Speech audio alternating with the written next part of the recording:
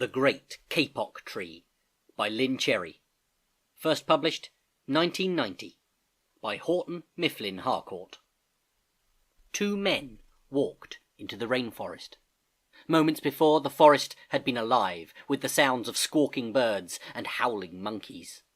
Now all was quiet as the creatures watched the two men and wondered why they had come. The larger man stopped and pointed to a great kapok tree. Then he left.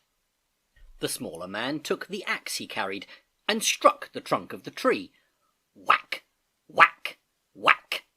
The sounds of the blows rang through the forest. The wood of the tree was very hard. Chop! Chop! Chop! The man wiped off the sweat that ran down his face and neck. Whack! Chop! Whack! Chop! Soon the man grew tired. He sat down to rest at the foot of the great kapok tree. Before he knew it, the heat and hum of the forest had lulled him to sleep. A boa constrictor lived in the kapok tree. He slithered down its trunk to where the man was sleeping.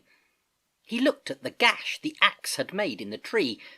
Then the huge snake slid very close to the man and hissed in his ear, "Senor, this tree is a tree of miracles. It is my home where generations of my ancestors have lived.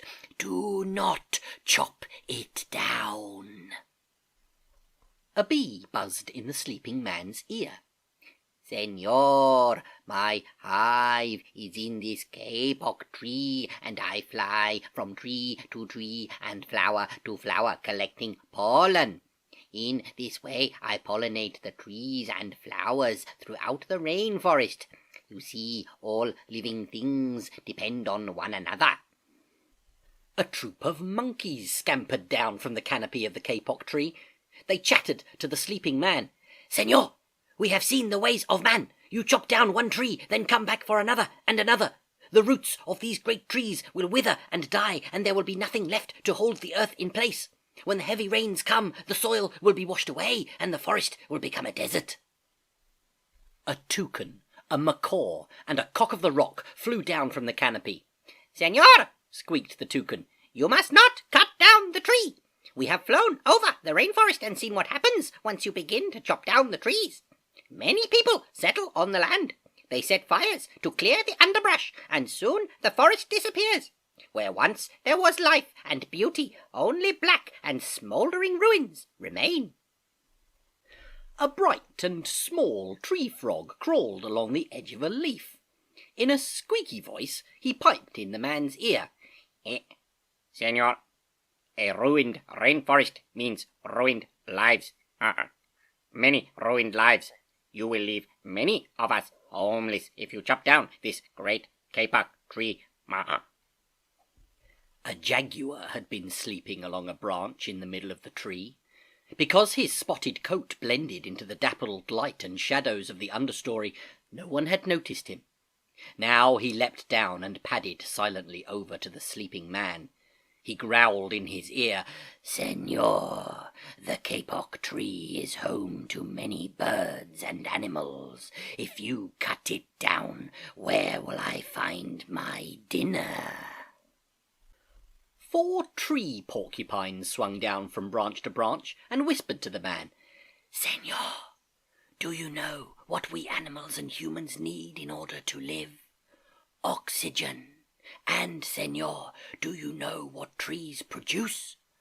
Oxygen. If you cut down the forests, you will destroy that which gives us all life." Several anteaters climbed down the kapok tree, with their young clinging to their backs. The unstriped anteater said to the sleeping man, "Senor, you are chopping down this tree with no thought for the future. And surely you know that what happens tomorrow depends upon what you do today. The big man tells you to chop down a beautiful tree. He does not think of his own children, who tomorrow must live in a world without trees." A 3-toed sloth had begun climbing down from the canopy when the men first appeared. Only now did she reach the ground. Plodding ever so slowly over to the sleeping man, she spoke in her deep and lazy voice. "Senor, how much is beauty worth? Can you live without it? If you destroy the beauty of the rainforest, on what would you feast your eyes?" A child from the Yanomamo tribe who lived in the rainforest knelt over the sleeping man.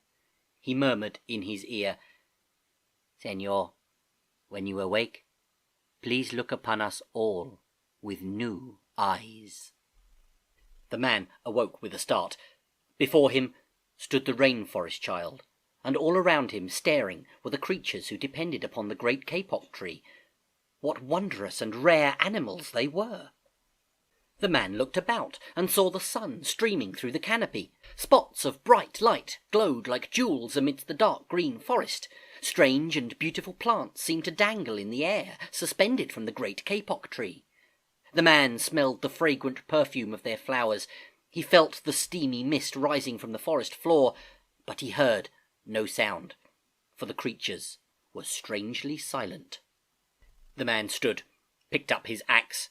He swung back his arm as though to strike the tree, and suddenly he stopped. He turned and looked at the animals and the child. He hesitated. Then he dropped the axe and walked out of the rainforest.